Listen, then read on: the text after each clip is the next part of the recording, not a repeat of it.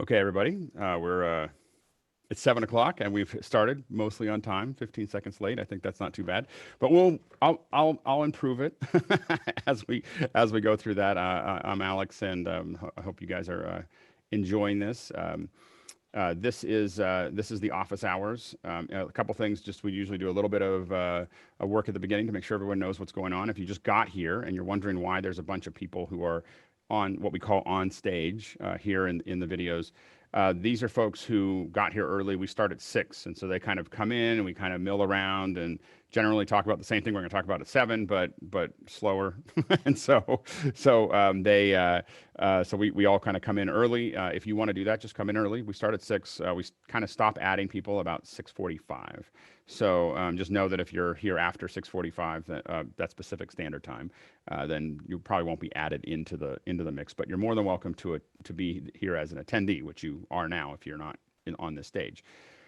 What to know about this is that if you're a panelist, the only way to ask questions is to raise your digital hand, so your little blue hand, so that we can see that you're there.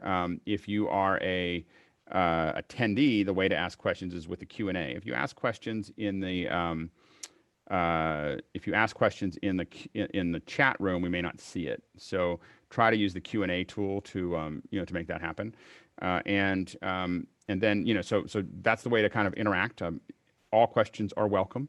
So just go ahead and ask those questions. If we'll get to as many as we possibly can throughout this. But this is a good place for you to bring those questions and go through them.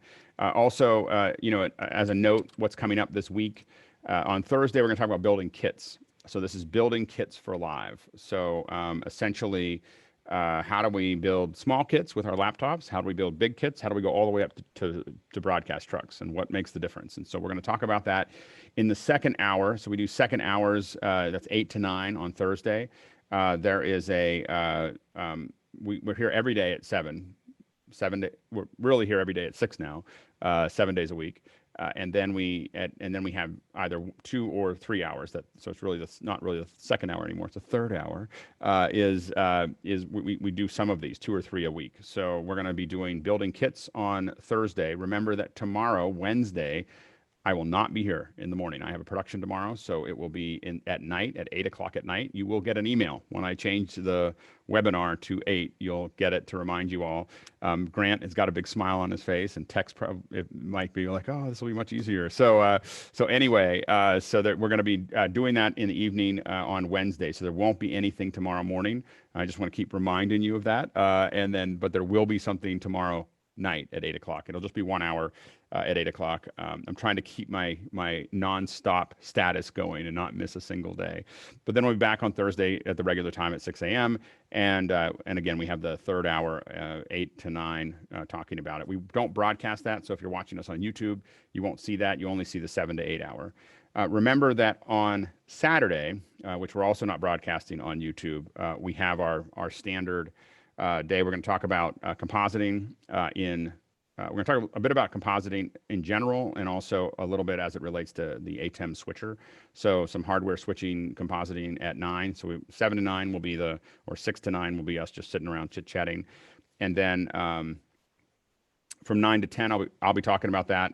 We're doing Final Cut Pro Secrets with Steve Bays, who was amazing last week, and he'll be. I just talked to him yesterday, so we're working on more secrets for 10 a.m. 11 a.m. We're working with Oliver Breidenbach from Memo Live, so people are learning Memo Live, and we're working through learning how to do it together. At noon, I'll be talking more about photogrammetry. So we'll look at what people have done, look at what their questions are, and if we have time, we'll talk about getting those models into eventually our phone. So we're trying to go from pictures to models to phones, and so we're going to be talking more about that.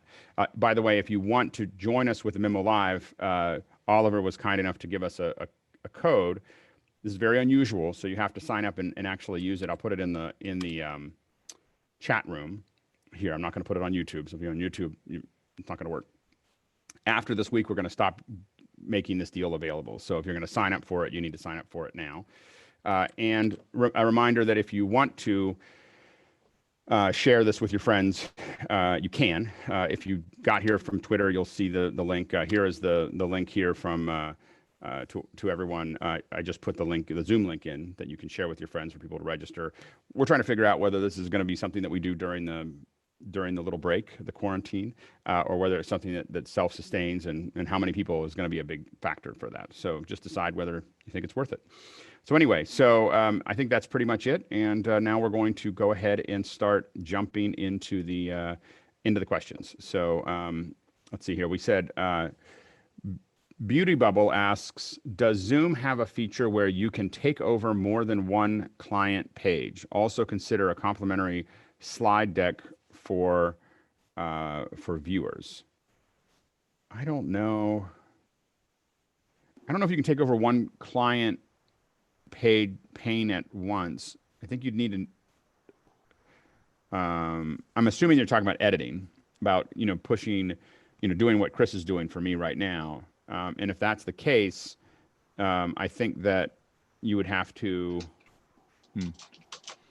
I'm stumped. I'm not sure exactly what that is, but I think that you need different instances of your OS, or I don't know if you could open more than one Zoom and have that really work. I think I would have a bunch of little Mac Minis, but build a big array and just start running. If you're running a bunch of clients' Zooms, I would just put them all each on a screen and try to run them there, if that's what we're trying to do there. So we'll see there. Now, Michael Tucker says the Memo Live reporter allows a user to get around the limit, and I'm assuming that's the limit to YouTube. So that's probably the same thing we saw. We were talking earlier about the limits of YouTube, about when can you stream to YouTube, that there are some requirements. I don't think you actually have a 1,000 user or 1,000 subscriber limit for live. I think you have to register it with your phone. I think the phone has always been the one thing that you had to do to activate it. But I'll take a look at it. I'll create a new account and we'll find out by tomorrow. But I don't think that's a limitation, but I'm not 100% sure. Tom Rowe asks, how do you assess the differences of overall video quality between Vimeo and YouTube? I think Vimeo clearly has a better video quality than YouTube. That's always been their thing. They're encoding it less or compressing it less, and so you're mostly about bit rates, Alex. Yeah, the bit rates are higher. If you get a download from YouTube, even if you upload it at 10 kilobits per second, when you get it back, it's going to be under 1,000, literally. If you download their MP4, Vimeo's not stripping all those extra bit content out of the videos when they put them up. Yeah, and so you're and a lot of that has to do with just that YouTube couldn't afford to do that. I mean, we have to remember that the bits come from somewhere, and so if you're doing that much, YouTube is really more focused on the best they can do inside of the constraints that they have, and so you're going to definitely get a lower quality in YouTube. Although the quality can be pretty high, if you go up and look for if you do Natalie Dawn live. That's Natalie Dawn from Pomplamoose, and we did a live session with her at the Patreon headquarters a couple of years ago, and you'll see it's pretty good quality. Now we streamed it 4K into Patreon or into YouTube, but you'll see that 4K source didn't get beat up too badly in that. So it's capable of doing that, but but Vimeo in general, if you're putting up a 1080p source, is going to be better than YouTube as far as the quality goes. Colin, you had a comment or question? Yeah, addressing Beauty Bubble's question about pushing multiple sources into Zoom, you can do it using their web interface. That is either with a different browser or one browser and another window in incognito mode, for example. Their web-based UI is quite functional. It's theoretically they're trying to make it identical to the desktop tool. They're using WebAssembly to push data across WebRTC using their own codec, which is really a strange approach, but it seems to work. Anyway, yeah, it works in the same way that you would have multiple browsers on any other WebRTC tool to push into multiple windows. Yeah, and I have to go back to I have to go back and look at it. I know that early on when we were trying to manage stuff in the web interface, as a user, it kind of made sense. As a person who's administrating the event, I felt like it was really limited in what it was doing, and I was unable. I just felt like it was chunky compared to the desktop client. and so we immediately made a rule internally that no one's allowed to use the web interface to control an event. Oh, They were allowed sure. to use the Don't web get me interface wrong. to If you've enter got, event. don't get me Yeah. wrong. If you've got access to multiple hardware boxes to do it, then do it that way. Absolutely. But you can do it with multiple browsers if you have to. Yeah, and we just have to what I'll always push back on is always that just because we can doesn't mean we should. And like if you're gonna have people, if you're doing it for a bunch of people that you're doing a favor for, doing it in a bunch of windows makes sense. As soon as you start getting paid for it, or as soon as it becomes something that's important that people are looking at, you want to make sure that you have the infrastructure that means that you can guarantee that event's going to come out the other side. So that's so I tend to separate things out because I don't want one computer to crash and 4 machines in 4 events to go down, not be not be managed. So, but it is my version costs more. Although I will say a Mac Mini of almost any size will run it, and little computers will run it, and so Mac Minis now you can buy them on the web for $250 each. But that's So what you usually see here. Alex will give you the high price solution, and one of us yeah, will give you the I low am. rent solution. That's why an Alex is $700. They cater Yeah, to different markets. absolutely. Jamie Fryer says that yet to see any women on the panel. We would love to have women on the panel. We just haven't seen them. If you want to join, if you're a woman and you would like to be added to the panel, just get here before 6:45 and raise your hand. We would love to have you. It's whoever. We've had some women show up and then they leave. So maybe there's too many men on the panel. Like we haven't figured out. But yeah, exactly. So there's women in the attendees, and Shannon is in the panel. Shannon, as you can see, Shannon at the bottom. She's not on open live video, but we would, if you're more than welcome to join. You just have to be here early and raise your hand. We would love to have you. So if everybody's welcome there, as far as doing that. Maybe you get a specialist, a couple of female specialists in some areas would be great. Yeah. To do a second hour. Well, I'm trying to figure out when I try to bring Colleen Henry in to come talk to us about encoding. So Colleen just doesn't really get up at 7:00 in the morning. So we might have to be like one of the evening ones that we do. We bring Colleen because she works in the middle. She kind of, especially now, I think because she doesn't have to go into the office as much. I think she just she works into the. If you guys don't, I could try to get Angeline Longshore from Maui to come out here. She was a producer for NBC and CBS and a couple other shows, we'll see but she's live streaming a lot right now. So I'll see if she'd be willing. I interviewed her a little while back, so I'll see. Yeah, just definitely before you do that, contact me and just let me know who you're thinking about, and then we'll talk about it and make sure that we're not promising something that we can't do. So, but definitely, but we're trying to figure that time out and schedule those out. So but yeah, let me, Liz, if you have ideas of people that we should bring on, definitely ping me in the back channel and we'll figure out what we can do there. What is Ernest Floyd said, what's the minimum Mac Mini specs that you use for this kind of thing? I mean, I think anything made in the last 5 years, I think is something that you would do. The Mac Minis that I'm buying for some stuff that I'm doing right now are expensive because I'm trying to get, I need them to do some graphics and I need them to do a couple other things. And so they're I don't know. I spec'd it out and it was a couple $1,000s to, for the Mac. I didn't know. I was like, I can't believe you can spend $2,000 on a Mac Mini, but evidently you can. But I need them to be a little bit higher performance. But I think that you can get a pretty base one to do something like this. You'd be able to get almost the base unit and it would work. I was still way cheaper than a Skype TX box. Oh. So we're getting close. So we're still in the testing process with the with neural net. We had 2 Duo cards come in yesterday, so we're putting those into a pretty beefy PC that I had. So it's got this I don't know, this AX399 board with with a Threadripper and a bunch of GPUs, and so I already had it laying around, and so Colleen and I actually were building an encoder together. So in fact, she just pinged me yesterday. She goes, "Where's that 4K encoder?" And I was like, "Oh, I turned it into a telephone." So anyway, but we're gonna keep on working down that path. I think that might be a good solution. Is we're gonna see either that or we're just gonna start putting. Again, Mac Minis are. And possibly like Dell blades, single U are kind of the 2 things that we're looking at as kind of these general source, just grabbing individuals to bring them in. And we've kind of given up a lot on the all-in-one stuff, or we're not giving up on it, but we're kind of moving towards having individual connections for a lot of those pieces. Richard Lavery says, I'm seeing a good bit of desaturation with streams to YouTube and Facebook. Is that likely an issue with them in the encoder or a compression H.264? We've seen that since the dawn of time. I think that it's generally it's something that has to do with H.264 and the way that it encodes.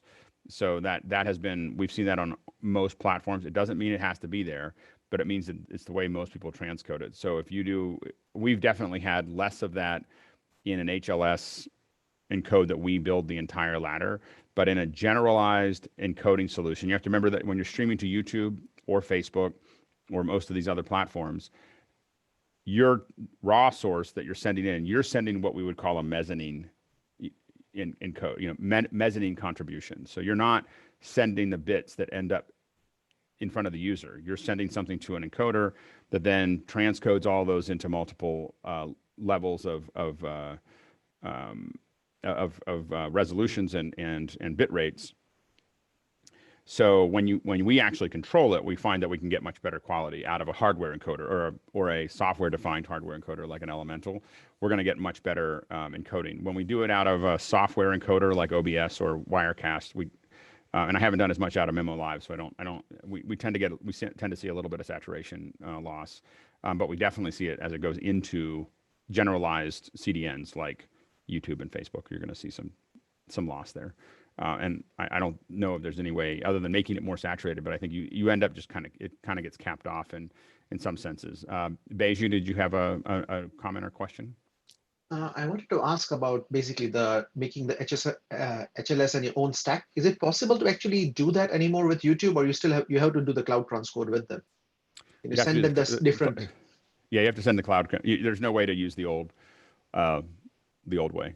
That went away pretty much as it went public. Which had its own idiosyncrasies to it as well. So, but yeah, there's no way to use the old methodology anymore. Mickey, you had a comment or question? Yeah, just going back to the Mac Minis, would you say a base level Mac Mini would be enough for encoding an RTMP stream, like a 1081? A new one, yeah. I mean, I think that a new Mac Mini would be able to do. I don't see any reason why base unit should be able to do 1080p. I've been able to do 1080p. Well, I don't know if I've been able to do 1080p, but I've been able to do 720p on computers for 10 years. So I think that a new Mac Mini, the new Mac Mini should have enough beef to do that. I think that the larger Raspberry Pi might be able to do it. It's something we should test. A Pi 4 will do it. A Pi 4 is equivalent to a mid-range desktop PC these days. Yeah, it's a monster as single board computers go. And we've seen some. I'll actually try that out in the next few days, and we'll report back. I don't know what card I was looking at. It wasn't a Raspberry Pi, but I was looking at a small PC card that was probably $200 or $300 that we tested to do 4K, and it was doing 4K 30. Just pushing it out. It didn't do anything else, but it was able to encode 4K 30, all the way through. So you can get some really small boxes to do that. A lot of the reason that we end up using larger boxes is because we want more control. If you just get more feature set, more control, and the ability to do a lot of ladders. It's one thing to send one encode out. It's another thing to send 8 encodes out, from one source with captions and a bunch of other metadata and everything else. That's why you start getting into these more complicated systems. Now, Jeff Francis said ATEM Mini looks awesome, but has no SDI. For a multi-camera streaming system where some of the cameras need to be distant on stage, would you recommend SDI cameras and SDI switcher, ATEM TV Studio, Web Presenter, or ATEM Mini with SDI converters on both ends, or something else? Or is there other options for video signals over distance? Budget is an issue. So if you already have HDMI, then I would think about HDMI to SDI converters if you already have the cameras, right? And then you have to current them there and back. Generally, I want to use, and it depends on what you talk about on distance. So for me, I generally don't go more than about 12 feet on HDMI. So that's about, as far as I want to go. You can definitely get fiber HDMI that gets really expensive that can go hundreds of feet. So you can also get Ethernet HDMI that's just about as it's relatively on the cheap side. Fiber HDMI, as you say, that's again the Alex solution versus Right. So the so other. but what I was going to say is that but raw HDMI, I'm looking at 12 feet as kind of the outer edge of what I try to run it at. After that, I try to get to SDI pretty quickly, and so SDI is basically that 0 to about 150 feet. You can get SDI that will go 800 or 900 feet. It's really hard to work with, and it's expensive to get that kind of SDI that's going to carry, especially a 4K signal, that far. So once I go over 150 feet, I tend to then convert to fiber.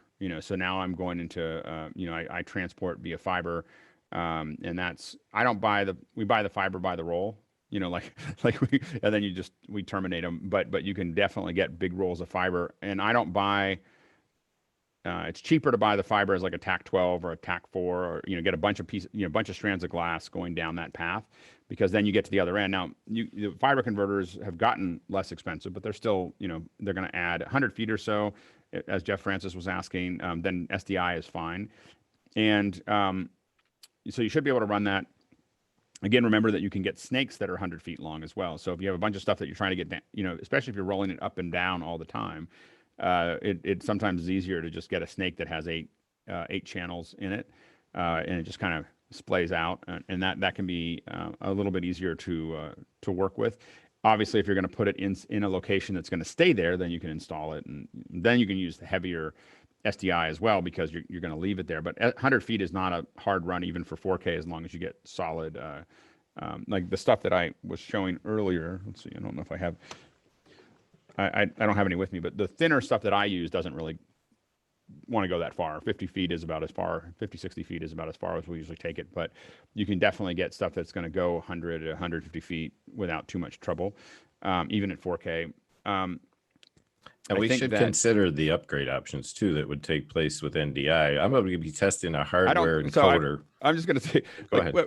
I play with NDI, but when you're talking about ATEM, as soon as someone asks about ATEM, just in this comment of ATEM, it kind of then NDI isn't a thing. Like it's. I mean, you can use BirdDog to get it. Yeah, absolutely. So answering inside of this question though, it isn't a thing, and so there are converters that can be used for that too, where you can convert the HDMI or SDI right to an NDI signal. It's not that difficult. No. Yeah. We'll definitely always go back and forth with the religions of fiber and bandwidth and process.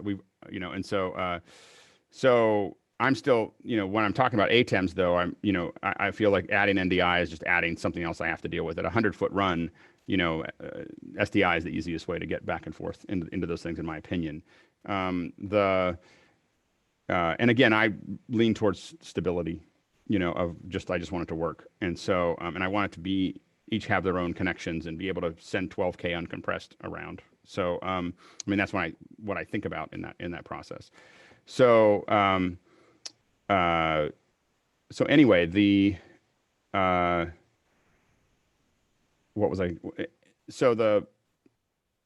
SDI cameras, and what I like is making sure that I can control the cameras, so I can shade the cameras, I can go back and forth. Once you go down a Blackmagic solution, I tend to think about cameras that are controllable. Over HDMI, you have the ATEM Mini can do that to the HDMI cameras, but once we move to SDI, then I want to be able to shade the cameras back. And remember, you don't need a cable for every camera. You just have one return camera to get to close to most of the cameras, and then you can return their shading, back into them.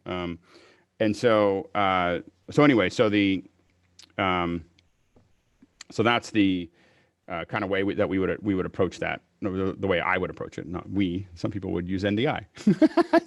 But the way I would approach that, as far as that question is, and as far as in the context of what Jeff was asking about SDI versus HDMI, I would probably say that I would probably lean towards an SDI camera if I'm going to do long runs. It's just going to be easier. And I'm using the studio camera. There's the micro. Obviously, you can get a lot of other cameras from Blackmagic. If you're going to use a Blackmagic switcher, use Blackmagic cameras. Don't like that whole mixing and matching is just a pain in the neck. Like I'm just, like you lose half of it. I mean, I can sit here right now and shade the one camera that's sitting right in front of me, change its focus, all those things without having to go to the camera. And once you get used to, if you're doing live, being able to shade the camera is a big deal. So, that's the thing to always consider is that you want to be able to shade your camera. I didn't think that was important for years, and that was a mistake. Anyway, so and Alex, if you had to do the conversion from SDI to HDMI on the ATEM, you'd do that conversion as close to the ATEM as possible, keeping the HDMI short as possible. Yeah. For that conversion. Yeah, you want to keep, and then do the SDI run the longest part. You wouldn't do the conversion at the camera side. You do it on the switch side. Right. Yeah. If you wanted to switch that out, if you wanted to put, but remember, if you go an ATEM Mini to an SDI camera, you're not going to be able to shade that camera, right? Because absolutely not. Yeah, sure. So just as a matter of getting the feed in. Right. Absolutely. And again, once you start, especially with cameras are 100 feet away, I got to tell you, there's nothing like being able to shade cameras. I know I keep on coming back to that, but if you're, when we start, we don't think about shading cameras. We just think about plugging them in and setting them all the same and doing stuff. But once you want to get to a fine, every lens is different and all the cameras might be different and they're in different places and you've got camera operators that are worrying about it. You literally can't, you can't get them all to match without being able to look at them in one place and from that one place, match them. You're asking camera operators to do all kinds of things. You have to be able to see them all in one place, and the same person that's looking at them there has to be able to control them. And so, and again, it's something that you don't think about when you get started, but it's something you think about a lot as you keep going. I suggest for the future doing a shading cameras topic, maybe bringing in some heavy hitters for that. Nate, let's talk about who we could possibly bring in for that and really talk through. You got have I got a couple guys, we'd bring in, but I think let's talk about that, because I think that talking about charts, cameras, process, and I know that, like for instance, I have a wonky way of doing my cameras that I don't think any shader would ever. The way I set my cameras up, they're really good, but it's a weird process, and so I can talk about that. But we could bring some folks in; they'll give you a more conventional way to. As long as it works, right? Well, mine leans on a lot of custom software that I use to do it. So mine is, I think, superior than from the other ones, but it takes more work, and you can't just do it on a truck because it requires the software that I'm using to do it. And so I break out. I get one camera to where I like, because what happens with me is I like things to be a little warmer or a little cooler or whatever I want the feel of the show. Usually when a camera operator, when we bring someone in to color the cameras, they want it to be accurate. So they put it in front of a Demond chart, and they basically line it up on a vector scope, and then the camera is what it's supposed to be. I will get one camera to look exactly the way I want it to look. And then I'm going to, when we have time to do this, when I'm prepping it, but we'll get one camera to look the way we want it. And then we take another camera and set it right next to it. And I do a transition where it's a box where it goes out. And I basically cut the chart. The colors go in a little rectangle, and I cut them in half so that the camera that my base camera is in the center and my new camera is on the outside. But there's a line that goes between them. And as long as I can see the line, it means that they're not matching, right? So between the two. So then you sit there and tweak it. Now, what I do that's a little different is I then take that signal and I run it through pixel conduit, which then allows me to basically break out the red, green, and blue into separate channels. So now I see red, green, and blue as black and white images, which just makes it easier for me to identify. And when I do all of that, it makes it really easy. It's just dialing it in at that point. Now, it still takes time, but I can dial it in really, really tightly between cameras. And once that's done, you can change color. Once you've done that to the cameras, you can do a lot, change their color, their white balance and everything else, and they'll stay, together as they go. But it's a weird way to do it, I admit, and it requires a laptop. And I get a lot of stink eyes from people who are doing shading when they see me go down this weird. It's my version of NDI. To them, it's like it's weird. Yeah, go ahead. So I know you mentioned this a couple of times. Can you give us a brief Blackmagic Ursa versus Ursa broadcast? Because one can do parfocal and the other one can't. As far as lensings, can you give us a quick breakdown of the two different cameras? Which one? well, let's talk a little bit about 2/3 versus Super 35 first. So the Ursa Broadcast is a 2/3 inch chip. The Super 35, I mean the Ursa Mini is a Super 35 chip. There's a couple basic things about them that uh, the Ursa Mini is going to have better light. It's going to manage light better, so you're going to have less grain at a lower light. You can gain up more on an Ursa Mini than you can with a broadcast, and we've definitely tested that on scopes. So I mean on charts, and so we're definitely seeing more degrade. And that's going to be the case for almost any 2/3 inch chip. It's a smaller amount of area for the light to hit. So if you're doing 4K out of a 2/3 inch chip, it's got half the real estate that the Super 35 has to capture light. And why that's important is that each photo sensor, is basically this little there's 4K, there's this many thousand by this many thousand inside of a certain area. In that photo sensor, each one of those is just a little electrical impulse that's going up and letting out electrical impulses based on how much light is hitting it. And when the smaller it is, the smaller its sample rate of what that light is, and so the more chances of higher errata, because it just has a smaller sample to work with. And that's why, for instance, and that's why you get, that's where a lot of your grain comes as you gain it up. Of course, I'm simplifying this, but just to give you a sense of how that works. Now, that's why, for instance, the Canon ME 20 and ME 200. The ME 20 is a full frame video camera at 1080p, which means that its photo sites are massive. Like they are just these huge photo sites compared to everything else. And as a result, they have, you can see almost at night, because there's so much, they can pick up so much light coming in and there's so little errata. You can turn it up to, I think the high on the ME 20 is like a ISO 4 million. And we've shot stuff in the desert at night and it's grainy, but I can't see what I'm shooting. Like literally, if I look over the camera, I can't see what the camera is seeing. Like that's how it can, as that photo site gets bigger. Now, as the photo site gets smaller, you're going to end up with more grain, more errata, so on and so forth. So a Super 35 sensor has the first advantage is that it's not going to, Super 35 sensor is going to have the first advantage is it's not going to be as grainy. The second advantage is, of course, it's going to shorten the depth of field. And so when you're dealing with a short shot, so one of the places where you always want to use Super 35, in my opinion, is in a space where you're shooting less than 15 feet and you want to have a nice soft background. And so, as you start, it basically, we built a studio that was 18 feet wide, 12 feet deep, or 20 feet wide, 12 feet deep, tiny little studio.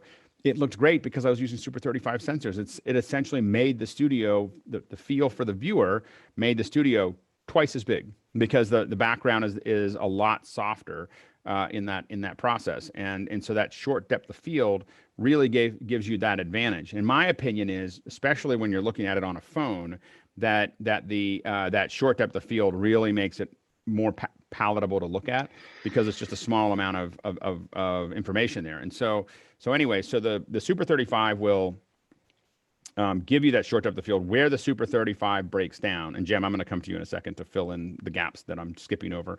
When the Super 35 breaks down is when you get over 75 feet. So 75 feet, 65 to 75 feet is the longest lens. Where that comes from is that's the longest PL lens I can rent. That's the 50 to 1000 Canon is like the biggest lens that you can PL lens that you can put on one of these minis that I've used or that you can that's readily available. And the funny little fact there is there's like a woman in Japan that assembles those lenses, like one. Like if she gets sick, they just shut the factory down shut that line down for a little bit because she's not available. And so I met her at NAB one time and it was like, she's the one that builds the lenses. And so, I mean, there's lots of people that build the lens, but there's one person that puts it all together and they're really amazing lenses. And so the issue you get into is at 75 feet, there's nothing else to go to where you can get a head and shoulder shot, on the throw. But also, as you go over 75 feet, you start ending up with focus issues. So even at 75 feet, you have to have a very talented camera operator to keep the focus because now if you're opened all the way or open most of the way at 75 feet, zoomed into head and shoulder, your depth of field is like 4 inches. so you really have to have someone, people are seated or people aren't moving very much, or you have someone who's like a sports camera operator that can do it. Sports camera operators are the guys that as soon as you start going to these long lenses, you want to get rid of everybody else and go to a sports camera operator, because these guys are used to throwing hundreds and hundreds of feet with inches of depth of field, and they just can feel the camera, at that point. And so you kind of move into that. Now, as you go over that 75 feet, now you're moving typically to box lenses. So these are these big lenses, and they're 2/3 inch. They're designed for 2/3 inch chips. And so that's when you go to a 2/3 inch chip is going to give you that. It's going to give you deeper, a deeper depth of field, which is going to make it easier to focus. But it also means it gives you access to all these big box lenses that are 80, 70x, 90x, 120x, these giant, $80,000, $100,000 lenses that are going to let you, what you see in football games and everything else, and so, or big corporate. And so those are going to get you closer to there and let you tie in. So for me, when I'm designing a show, if it's under 75 feet, I'm trying to go Super 35, whatever that is, F55s, Aries, or Blackmagic. When I go over 75 feet, I immediately, and even for those cameras, I tend to switch to 2/3. And the reason that I tend to use Blackmagic in those environments is because both cameras have the same color science applied to them. So it's easier to match the cameras. So if I don't want to switch from a Blackmagic camera for all my close-ups and then switch to a food, whatever I might be putting on the back end of it.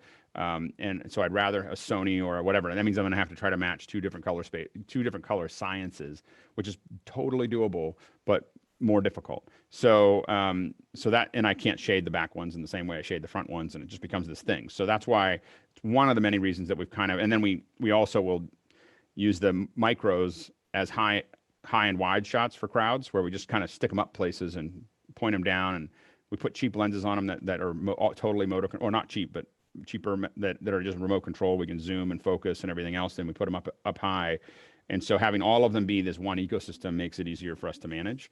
But that's that's kind of the process. Jem, were you going to add anything to that? Yeah, I was just going to say, for these sort of, and by the way, Jem, before we get started, your audio is so much better. Thank you very much. Point out, we were together, and I gave Jem, we were on another show, and I gave Jem a really hard time about his audio, and it sounds so good now. So anyway, I had to give you props.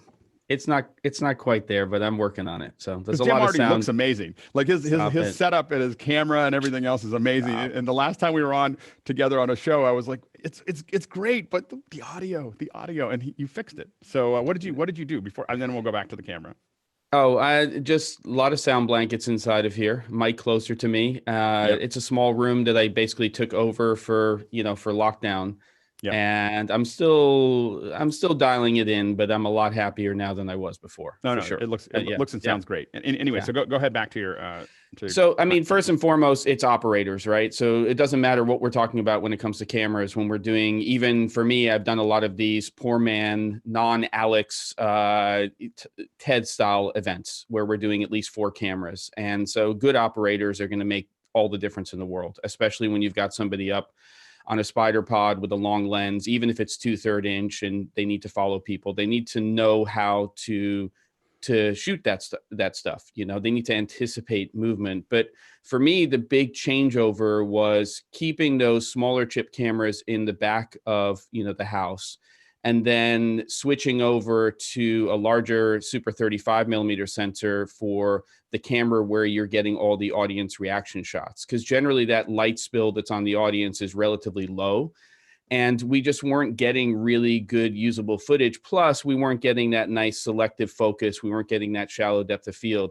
So I think matching cameras is very important from manufacturer, but it's also really important to think about larger sensor, and then also making sure that camera has, if it's needed, obviously time code for sure, but gen lock. And I think that those two things are also very key to those things. That's all I got for now. And when we think about the camera operators, what we're really hoping for is camera operators that are really good at operating the cameras. We try to keep as much of the engineering away from the camera operators as possible. So we want to have them worry about zoom and focus and not think about aperture, not think about how the camera's set up. I mean, I think that we have typically a lot of times we'll bring in a master camera operator that's going to set up all the cameras, and or an EIC or a or the person that's going to shade it is going to set up all those cameras and get them just the way we want them, make sure that the back focus is right, make sure that they're all matched, make sure that all those things are done. And then the camera operators really only have to worry about that. And for those of you who are, you're talking about Genlock, Genlock, of course, is going to make it a lot easier to, it's going to be a tighter cut. When you're dealing with Blackmagic, it will reclock everything on the way through. You're losing about a quarter of a frame while it figures that out, while it, syncs those pieces together. And so it's a little bit more sluggish. You can feel it as a TD when someone's got it all Genlocked, everything moves a lot faster. You do have to make sure that you really think through Genlocking if you're going to start doing it, because once you start going down that path, everything has to fit together, because things can go very badly when the clock doesn't do what it's supposed to do.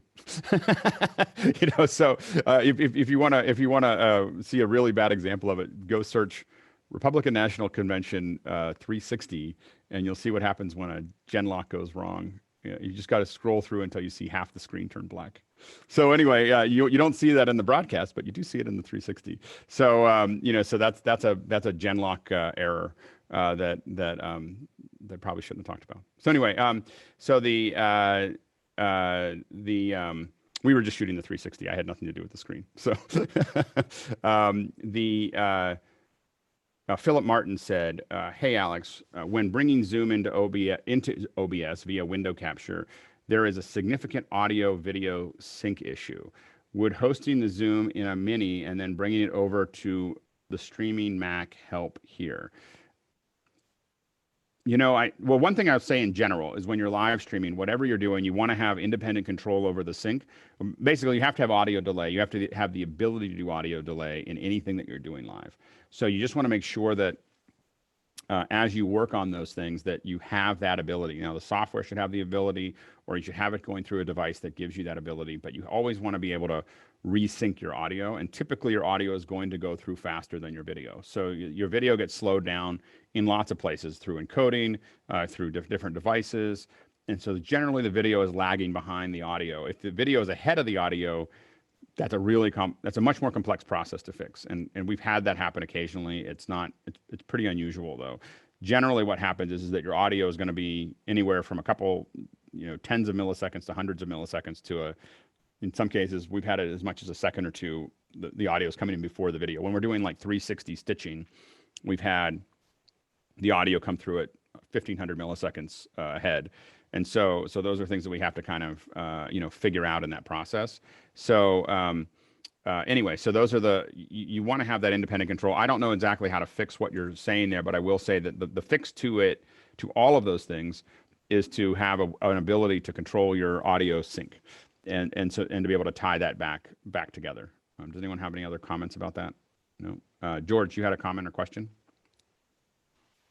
Sorry, no, Nate isn't here also. So I think what we should cover when we do that shading part, maybe we could bring it into it, that framing for live and the production world are two different things. So maybe we should cover a little bit of that also, because right now, all of us are in this environment and we're pretty much loose in the way we're sitting and we're framing.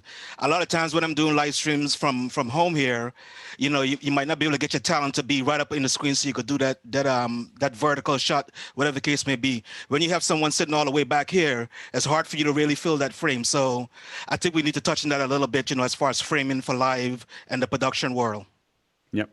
I think generally a framing discussion is good because it is different. I mean, I think that in this world we kind of get into a centered. This is very much of a what was the thing that there was a game show? Every time I see this, I think of Hollywood Squares. Was it Hollywood Squares where they had all the little things? And so we're very centered in this area. Paul Williams sitting in the middle.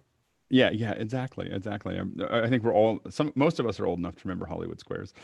Chris Summers, you had a comment or question?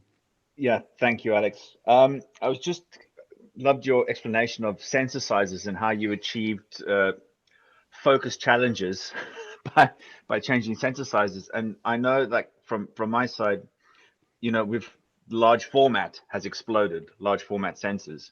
Do you feel that that's going to impact live in the future in any way? And do you envisage any challenges with that, particularly from focus operator side and also in terms of framing and staging of where you have to place cameras because it changes again, going from micro four thirds to Super 35 and then Super 35 to large format. Yeah, I don't know if live is going to dive into the large format because of the nature of that focus challenge. I think that Super 35, I think we can get to full frame maybe. You know, like I can see us using full frame a little bit if we're willing to have it be a little ragged. You know, because there's a look, you know, that you can have where you're, you know, moving around, people are coming in and out of focus, and that's not necessarily a bad look, but it is something that you have to kind of, it depends on the client as whether, you know, whether the client's okay with that kind of more organic feel to it. If you look at we did a show with Lincoln Park a couple years ago. I think if you search way back, I'll try to find the link for it, but that's probably a good show. I don't know if we have any behind the scenes photos of that at all. Nate, you were cutting that, weren't you? Yeah, I was there. And did we take any photos of that? Maybe Brent has some. May or Kevin, possibly. Yeah, I'll find out if there's some behind the scenes because we definitely have the video itself, but those were pretty wide open, and then we were using, I believe, K35. You know, these uncoated K35 lenses. I know those. They're lovely. Amazing looking. I showed them to some friends, and they were like, "Wow, that's a lot of flare," you know. But it was, you know, and because it was Lincoln Park, I have to admit the budget wasn't very high. Not because it was Lincoln Park, but just because we weren't given a big budget, and I think I spent all of it and then some because I was just so excited that I got to do this show. And so, but it was a good looking one. But what you'll see is us hunting. Those are Blackmagic cameras with the K35 lenses, but you'll see us hunting focus a lot, you know, because of, you know, that's just a really challenging environment to be in. But I think it felt really organic. I think it felt great, you know, looking at it. I don't think it needed to be any tighter than it was. So I think that you have to be ready for those types of things. I do think that as you get that, there is a point where you get that sensor so large, or you get that depth of field so short that, you know, and we kept on going. We kept on, like, we were trying to go further and further and further and shorter depth of field. And then we had one where we had a bunch of executives on stage, and our union camera, you know, the operators that came with the facility were not able to keep the focus where it needed to be. And so we realized that we needed to kind of be more conservative in some environments. And again, as we go into those, it comes down to the camera operator skill, you know, to make that work.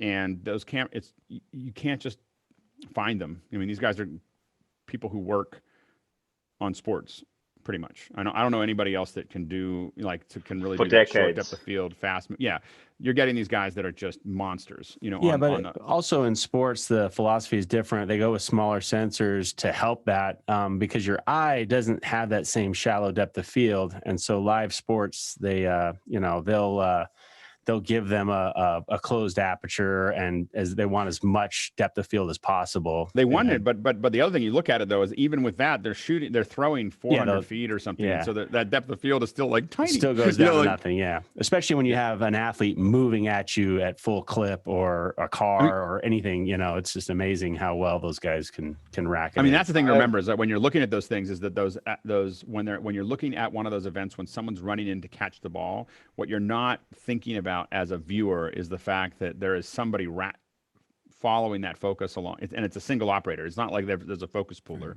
You know, there's a guy sitting there. I've got so much respect for those guys. It's incredible. They're like dialing back as this person's running, and it's relatively short depth of field, and they're keeping them in focus, and it's you know, and I've had the opportunity to work next to some of those guys, and they're just, you know, and again, they didn't start there. You know, there's a handful of these folks that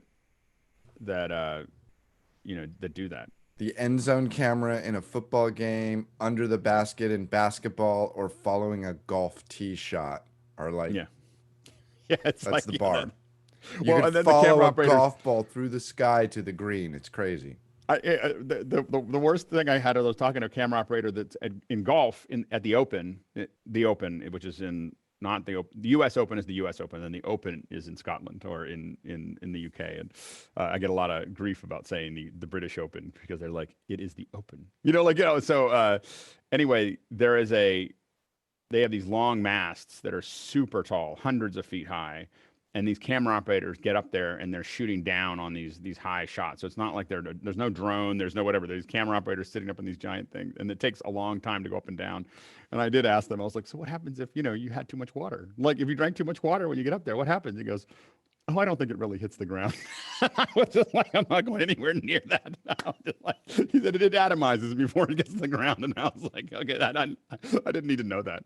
So anyway, there's some inside information that you probably didn't want to know if you go to the open. Michael Jones says, specifically your lens recommendations for Blackmagic pocket cinema cameras. I'm using Canon lenses. I mean, I'm not, obviously if you're going to do production, you need lenses that have motors. So the ones that I have on my 6K are just really good. I mean, they will resolve to 6K. I mean, they're film cameras. So they resolve fine. I feel like I'm getting really good. They're L series lenses, but they're pretty sharp. So as far as general lens use, I use that. Obviously, anything with a Canon mount. And so if you want motorized lenses on those, then you can get those. You can also attach all kinds of controls to them and kind of, go down that path. And Jem, did you have something earlier that I meant to go back to and then your hand was down? Did I skip over you there? It's fine. I was actually just going to ask you a question about, obviously in the short term, we're not filling stadiums. When it comes to entertainment, using larger sensor cameras makes sense, music and things like that. But how are you thinking about how you're approaching event style production that's going to be broadcast live, in the near future, because we're not going to probably have a large audience. So how does that change how you treat production? It's exciting. Yeah, it's exciting. Okay. That's all I gotta say. I can put the cameras anywhere. And right. I constantly tell people, other than you're either broadcasting, your people come to a broadcast or you're covering a live event. And I always tell clients, you got to pick one. You can try to get in between, but if you're covering a live event, that means that the viewers are on the outside. If you are broadcasting, people are coming. So when you see the Oscars, that's a broadcast that people get to come to. When you see a football game, that is a little bit of a mixture of those two, but it's really you're covering something. Most corporate events are you're covering a live event, and that leaves the user way out of the model. They're way away from feeling like they're really part of it. And now we have this opportunity for us to really bring that online viewer right up to us, and be able to talk to them like I'm talking to you right now, where we're talking eye to eye. We're looking, straight in, having that conversation. And I think that that's a huge opportunity to scale up what we're doing past, getting, beyond crowds. I'm not saying that we should never go back to having people, in the room, but I think we really ought to think about it, and I think that there is a real power. I think Blue talked about this in his second hour that he was talking about, is that there was something about having a person only talking to screens that was very empowering. I mean, people felt closer to them, and so when you're online, when we're using teleprompters or big screens with cameras right next to them, and we're really talking to that person, I think it's more personal than when you're a camera, even with a great zoom lens, a camera in the back of a big room. I don't think it's as good, and I think when we think about people, whether people are listening to live streams, whether they're watching them, view time, all those things, I think are directly affected by, they're being directly affected by that process where, when you feel like you're on that outside area, your brain goes back to passive viewing. And when you go back to passive viewing, you're more likely to be thinking about something else. You're more likely to turn it off. You move on to the next thing on Facebook, move on to the next thing on YouTube, go about your business, because you're not part of that environment. You're not part of that conversation. And so I think that there is we're constantly trying, and imperfectly even on this. I mean, if you're an attendee here, there's 134 people here, 103 of them are attendees, and hopefully we're doing the best we can to keep it as interesting as we can for them. But it's a different experience for them, and we're answering Q&A, so that hopefully helps it be more meaningful for them. But I think that is the constant challenge, is how do we keep people engaged? And so I think that there's an opportunity right now that we've never had before, which is that we can experiment. Right now everyone's just happy with us putting effort in, so right. But I think that what's going to happen is that some of us are going to put a bunch of effort in, and we're going to start getting good at it. And what seems like the caustic critique that I make on Twitter about certain broadcasts that go up is meant to say, hey, we need to get better at this much faster than we're getting better at it, because there will be a point, like right now, there's a lot of bad streams going out and people are okay with that. There's going to be a point where people get really good at this, and then folks are not going to put up with the bad streams anymore. So what cable TV looked like in the 80s and the mid 90s is much different than what it looks like now. And what happens is people get good at it. The business models build around it. All these other things happen. And there's a huge opportunity for us as streamers. I think that I noticed that as the quality dropped in broadcast TV and we were just left with the model that they've had, I've just lost interest. Like I'm not watching any of it anymore, and I'm not sure if I'm the only one. But I just noticed that I have no interest in broadcast TV anymore because they don't have any quality, and that's all they really had before. That's what I'm realizing. The model, the timelines and how they did things and everything else is all now exposed because there's no fluffiness on top of it, and it by itself is not enough. And so, Alex, go ahead. How do we handle the receiving end of this? Like for me in the last 2 weeks, just getting a teleprompter and being able to see you and have to have that connection. Does that have to be part of the equation, that there are technical, there are actual hardware solutions that get provided to the end user so that they can have this experience in an easy way? I think that there's a huge opportunity for, I don't know if it's all end users, but I think that there's a huge opportunity for hardware manufacturers that have the ability to mass produce, to build. There's a gap between a couple $100 and a couple $1,000 that is just wide open. Whether in the world of teleprompters and better webcams and better audio and all those things.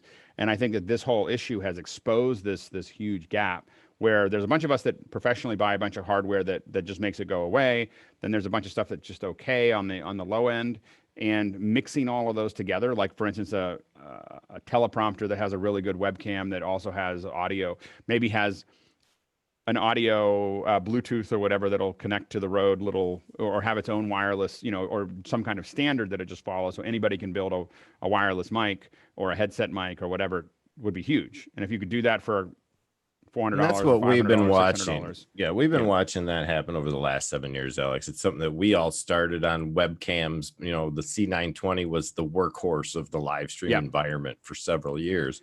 And it wasn't until recently that people were coming up with components to convert HDMI and SDI and everything else to internet and IP. It's just been an evolving process over these last 5 years that has never really stabilized yet. So we're looking to find those technicians that can work with us and stabilize that format so that we do get the right hardware out to the people that need it. Because I'm still sitting here on a C920, believe it or not, over 8 years ago.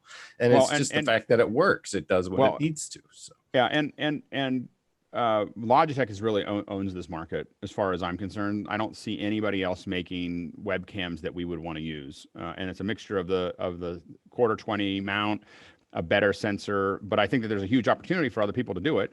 It's not rocket science. I mean, these chips are readily available. These are all put together. But what we see is Logitech really took the high road in that area of webcams, and but I think that we're seeing when it comes to C-suite, we're seeing a lot of folks spend a lot of money on hardware to equip their home, to maybe not to the level that I've done it, but definitely to a higher level than what's available. But I think that there's a massive opportunity that lives under $1,000 or maybe under $1,500 and over $300. There's this giant opportunity of a lot of people who, again, as we move towards this, I don't think we're going back. I don't think we're going to go back to the offices the way we had them. I don't think we go back to events the way we had them. I don't think we go back to any of this. I mean, I think that 18 months from now, it's a different world. And part of why, why I started all of this was because I think it's going to be a different world. I think there's a different opportunity for us to take advantage of. And I think, it's how do we all learn together faster so that we're ready to take advantage of that opportunity. And so I think that there's going to be, a lot of new hardware and a lot of new software that is going to continue to make it easier for us. But right now the tools are still lacking. And we're seeing it everywhere, whether it's Zoom lacking, whether it's the streaming companies lacking, whether it's the hardware lacking. But I think that usually what happens is when people become conscious to it, we see a bunch of new solutions. I'd like to You know, see a so- company like Rode. They have their what do they call it? The Rodecaster. It's a little Mhm. pod. I'd like to see them come up with a product that's designed for sort of the C-level. I spent like 2 hours on Amazon looking for the package that I could send to executives that would have a simple knob, a simple I/O, the appropriate earbuds. And these are, I mean, yes, they're executives, but the client doesn't want to spend a lot of money to send stuff to them. I'd love a executive level USB I/O. It's not solution. all of that, but they do make a really cool forget what it's called, a USB shotgun mic that's got a USB output and it's all in one, and it has a really nice, and there's a demo on YouTube. The guy's actually just holding it right up to his mouth like an SM58, and it's perfect. And there's no settings. It's called the Video something, the Rode, and it's a great quality little send it out, and it's just USB in. And it It's also the video mic NTG. It's this mic right here, and then Deity That's makes exactly it it. very similar. And Does it then have Deity audio? also makes Does it one. have a place to plug in your headphones, Jem? It does not have a place to plug in your Well- headphones. It does have volume control on it, and that's probably the one downside is no headphone jack. But Right. USB-C if you want it. Yeah. Yes, The, it's uh, a sweet little. I found it really interesting that the Tiger King series, they did a follow up after show where they did all remote in. I don't know if everyone saw it. It was the last episode that came out last week, I think. And the interesting thing is everyone had AirPods that they used for all of the interviews. And so I found that really interesting because firstly, it worked fine. Obviously, they could hear okay. It sounded okay, depending on the room that they were in, but it was all right. But the other thing that was interesting is that it was visually consistent. Yeah. Right. Right. Yeah, I mean, we've definitely seen a lot of people use the AirPods. They work pretty well. They're a little muffled. They're a little, just there's no high end, and they kind of just do what they need to do. But they do sound cleaner than they're oftentimes someone's computer, and the mic that's further away. So I think that, and we do think that if you have everybody standardize on it, and we're hearing somebody breathing a lot, and I'm just trying to figure out who is not muted. Anyway, so Everybody stop breathing. yeah, exactly. Sky cackle. But the one thing that Paul Wallace said in the Q&A, what's your review of yesterday's 5-hour stream with Willie Nelson on Facebook, Luck Reunion? Unlike One World Together at home, it was nearly all live. They had about 13,000 viewers. Compare the two events. Well, I haven't seen the Willie Nelson one, but that's my biggest complaint about the One World Together live and the iHeartRadio and is that it wasn't a live experience. It wasn't live. It was just a bunch of records that were all put out and played out. I don't know if any of it was live. Maybe Stephen Colbert was live, but generally it was all not live. And I just feel like that was weak. Yeah, we check have out the we Willie have the Nelson. technology. I just put Yeah. that one in the link in the chat. It is a lot of it live, and it shows. But it And was yeah. I think it's production people not.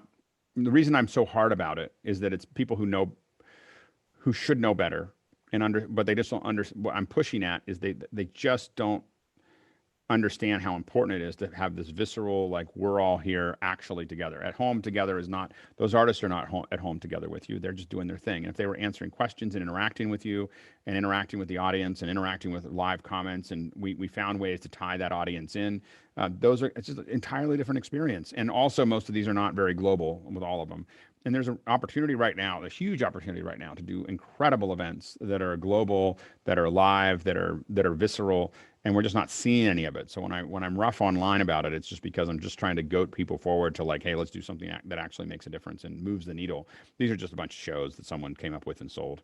Chris, you had a comment, and then I'll come to you, Michael. I had a We're question. going a little actually. over. Thanks, Alex. Yeah, go Just about Jem, you said you had the Rode NT USB. Is that correct? I'm currently looking at the Mini, and I'm also looking at the Zoom H2N that someone sent to me. Obviously, the H2N is a little bit different in terms of I can use it as a field recorder and stuff. But does anyone have any experience comparing just these two microphones together? Obviously, it'd be nice to have something that could do a bit more for me later. Well, I mean, you said which Zoom were you looking at? The H2N Handy. It's like a little, it can do surround, and you can switch the microphones. You can select between them. But is it too multifunctional? I think so. I mean, I just want, for stuff like this, I just want a mono mic. I want something that's relatively clean. But What exactly I think are Guy, you gonna I think use it Guy on? would be, yeah, and I think Guy also would be a good person to step in on this or whoever else wants to do that. Yeah, the mic that I'm using right now is just a Sennheiser going into the mix pre, and it sounds pretty clean. But I also have a shotgun here. This is a Sennheiser MKH8060. That NT USB that you're talking about, that's a badass little mic for the price. It is. Yeah, and I wouldn't go with an H2N just because that's more for a recorder. You want something. Well, it depends on what you're trying to do. If you're trying to do something that you're going out in the field, that's a field recorder. If you want something for something like this, then you're going to want a purpose-driven mic, But and then you've you used can skip the interface. Yeah, you've used that little NT USB mini. It sounds good. Yeah, it sounds really good. Awesome. Thank you, Guy. Yeah. And Jem, you're using so your mic is a little just below frame. Is that kind of how you have it set up right now? Yeah, it's kind of in frame. I'm just wearing a dark shirt right now, but I was trying to figure that out. I was like, is it in frame or is it out of frame? But it's got some no. built-in limiting. You can like go right up to it, and it really. Yeah, it's got a low cut filter, and it's got some other things inside of there. I mean, for the money, this one and the Deity are both rock stars for what they do. Like $200. Yeah, I mean and it's based on their new NTG5 to a degree, and for the money, again, if you're talking about something for this purpose, I think it's a good mic. It's not necessarily the mic that you're using, to boom in a production, but it's great for this kind of stuff, and I'm happy with what it's doing for sure. I just want to throw one more in the mix real quick, Alex, and that's the Samson Go. It's basically a really cheap and inexpensive mic, but it can be used in a lot of different ways as both, just mounting it to the top of a web device of any kind. It's portable. It sounds really good. We've seen these in production before. It's just something that could be used as a kit, and it's a really inexpensive device. So something to look into. Yeah, and I will say one other thing is the Wireless Go from Rode, which is a tiny, tiny little transmitter and receiver, which you can put a lavalier into the transmitter. It's a couple $100, $280 US with the lavalier. And my brother, my sister-in-law I think we talked about this earlier, but my sister-in-law is a yoga teacher, and my brother got he got that little Rode Go with the Samson headset mic. And she puts it on, and it just sounds great. It sounds great. And over Zoom, he did point out that he couldn't really tell the difference between my DPA and the Zoom, with all the compression and everything else. And so that was painful for me to know, because mine's only 7 times more expensive than the He's lying. Samsung. He's lying. But I will say it's great. It's great when you're moving around to think about using a lavalier, right? Because when I do stuff in this space or other stuff educationally, if it's live, then I don't want to use this mic. Well, I put on the lav and I can move around. And I use the headset for the same, because I really, a lot of times I just don't want to get as much room noise. And so as we move the pickup, wherever it is, further away from our mouth, you start picking up more and more of the room, and so the labs are good to do that. But that's the challenge there. Beju, you had a comment or question? Yeah, it was just a comment on the Rode NT Mini. The Mini has actually got a headphone out on it, so you can do a direct monitor as well as the audio of the computer. So that's a nice solution. No, absolutely. And Colin, you had a comment or question? Oh, I just wanted to touch on the AirPods again. I mean, you saw them in use because, like you said, they're consistent and they're of reasonable quality. And you're going to find a lot of people already have them. You're not going to have to ship them out as a kit or something. And I'm not suggesting you do this as a kit, but there are huge numbers of non-name brand earbuds out there now that incorporate really high quality MEMS microphones, multiple mics in each case. And Qualcomm has been producing some very impressive system on a chip solutions for earbuds. So yeah, it's something I have to test. It's one of those things I've always $40-$50 on a pair of earbuds. You can get a really high quality result with no visible mic and no having to deal with battery packs for lavaliers and whatnot. Yeah, it's something. It's not a professional solution, but it's out there and it works really well. Well, and we're trying to find ones that we can send to people that they can use that isn't, right now, the one that we're starting to lean towards, which is the Rode one with the Samson, is kind of like the model. As soon as I saw it, it's still not cheap. It's still $350 all in, but but for us, the last kit that I sent someone was $1,800. And so going from 1,800 to 300 was a big jump for me. But I think that, also figuring out how someone can go to Amazon and buy something that works is important. Yeah, I mean, you could. So there's $1,800, there's $300, and there's the $30 to $50 range. And we have to figure out. But from a corporate perspective, I look at when I recommend something, it's got to be significantly better than what they already have. So I have to test it. I have to test each one of the things that I'm recommending. So I have to go out and buy a bunch of these to try them. Oh, sure. As a production outfit, yeah, you're not going to recommend something at that level. Right. But as an individual or group that is looking to stream together, you can absolutely settle on a solution like this and with a relatively small investment get a relatively high quality result. Absolutely. And Diane Bowser said, I get people are using XLRs through the mixer, but what about the Blue USB mics, the Yeti, the Snowball? Is that too lowbrow for corporate events? Absolutely not.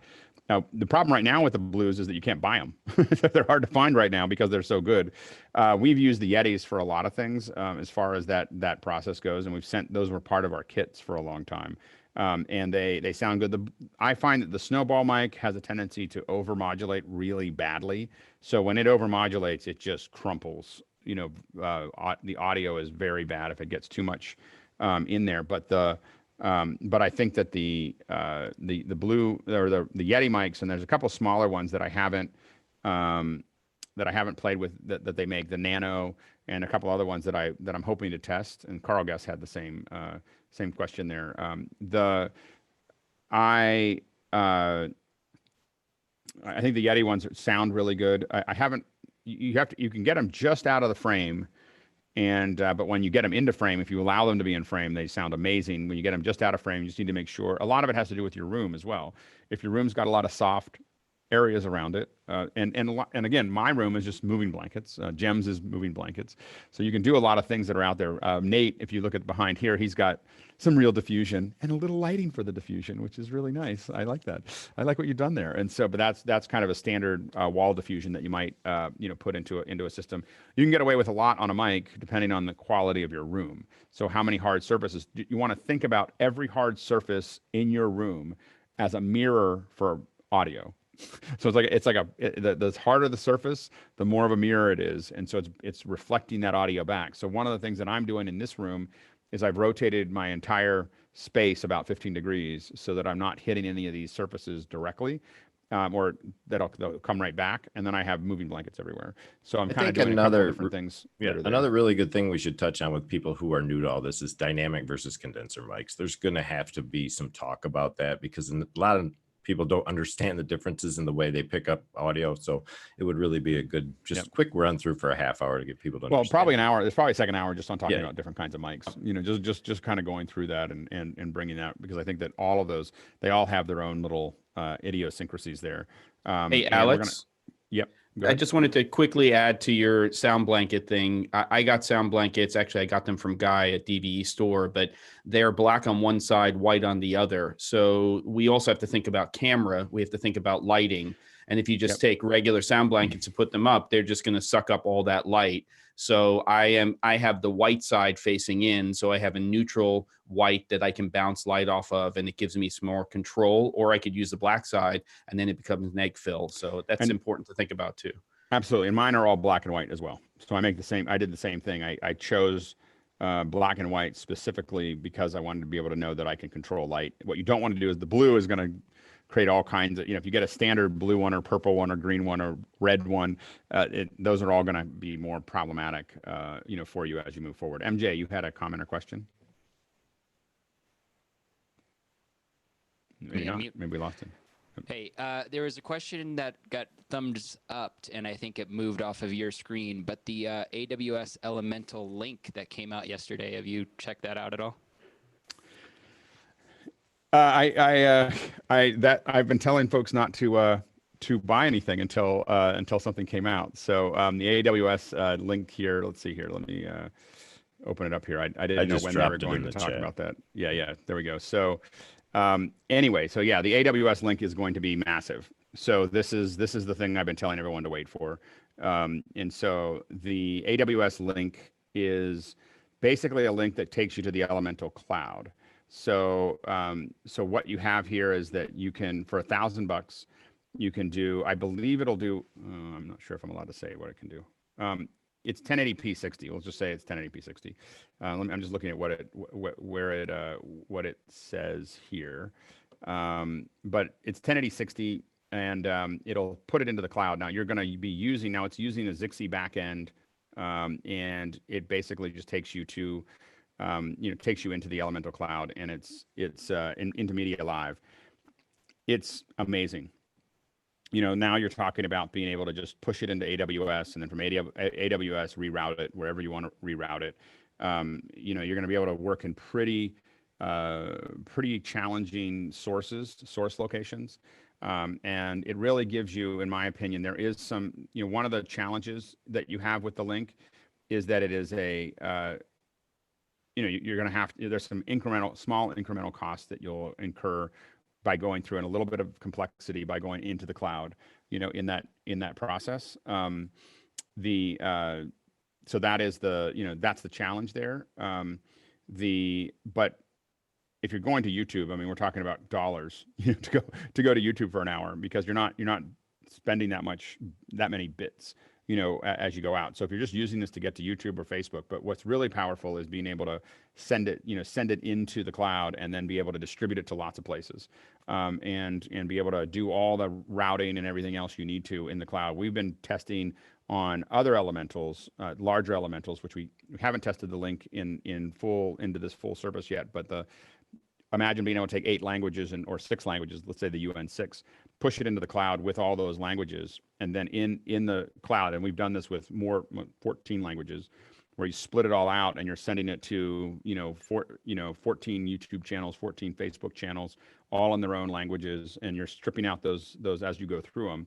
And so the power that you have with a box like this is what we've been looking for a long time, and asking for a long time. So if I was going to get a box that was going to solve my streaming stuff, and this is what I'm planning to use in my house, are these links. I'm not going to, I think instead of putting, I have access to bigger elementals, but what I want in my house is just this. It's just this. I can basically have this tiny little box that I can do SDI, out, to that process, and so hopefully we're going to be able to show you more about this in the near future. So they got out of a little, I didn't know when it was going to get released or when it was going to get announced, but we're definitely going to talk about it some more. So I'll try to get all the interface stuff, and we'll do an extra hour or something on Saturday where we kind of walk through that process and talk through how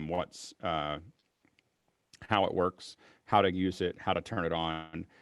But as a dedicated solution to get it in there, I can put this at the end of any chain that I have, and know that I have a relatively good chance of getting it to the other side. This is the thing that I've been the most excited about for a long time as far as streaming goes, is this little this box. So anyway, did anyone Amazon make link. the presentation yesterday, Alex? They're having another one today. I was just curious if it's worth the hour attendance to see, or if it was just a flashy presentation of what's to come. I didn't even know that they did a presentation. Yeah, you can register right now on that link. If you look at the page, it says register. They had a big thing yesterday morning while we were here and didn't realize it. So they are doing something Southeast Asian times for the 21st, which I suspect could have passed. Maybe that was announced, but it could be coming up here anytime. So I'm trying to look for right there at that link. If you over to the right, it says register now on the main page. I don't see it. Let's see here. Here, I'll show but is you it what about I'm talking about? Right here is what I'm seeing on the web page. There's a register now under the Media Live for the news and updates. They have a webcast going on. It was airing April 20th and 21st. And they have a registration date for today, Tuesday, April 21st at 10 a.m. IST, which I would have to time frame that and figure out where we're at. But I went ahead and signed up, so I should get in. It's only an hour, but it's going over these few things of the demonstration. So just thought people would want to know. And when does it start? And Monday, Tuesday. It says Tuesday, April 21st, 10 a.m. IST, which is 12:30 p.m. SGT Asian Pacific. Are we missed it, or I think we missed it. That's what I think we missed it. But with them, a lot of times this will be a a relatively basic. We'll see. I'd be surprised if it was flashy. So seeing other things that they've done, I don't think it'll be that flashy, but we'll see. I think if you register it, they might let you. They might give you the opportunity to watch whatever they already put up. So you might probably want to do that. Anyway, we are now getting late. I've run 20 minutes over. Save your questions for tomorrow. I think we didn't get to a couple questions that were in everywhere, so we'll come back to those The affiliates tomorrow. are wondering how long we're going to go. The affiliates, yeah, the affiliates are like, hey, we've got a commercial break coming up here. We'd like to know when we could put our programming back on. So we're gonna drop out here. Yeah, and so anyway, thank you everyone for coming yet again. We ran a little over, and but I think it was worth it. And hopefully those of you who were watching online enjoyed it. And we'll see you all tomorrow morning. Tomorrow morning, tomorrow night. So tomorrow night at 8 p.m. We're doing a night one, so it'll be a little late for our folks on the East Coast, but it'll be great for our folks in Australia. So tomorrow night at 8 p.m. We'll send out the next one, and then we'll be back to our regularly scheduled program on Thursday. We'll have 3 full hours, the chit chat at 6, more of the broadcast at 7, and then we'll have an hour talking about kit builds on Thursday at 8. So anyway, thanks so much. Thank you for coming. And we'll see you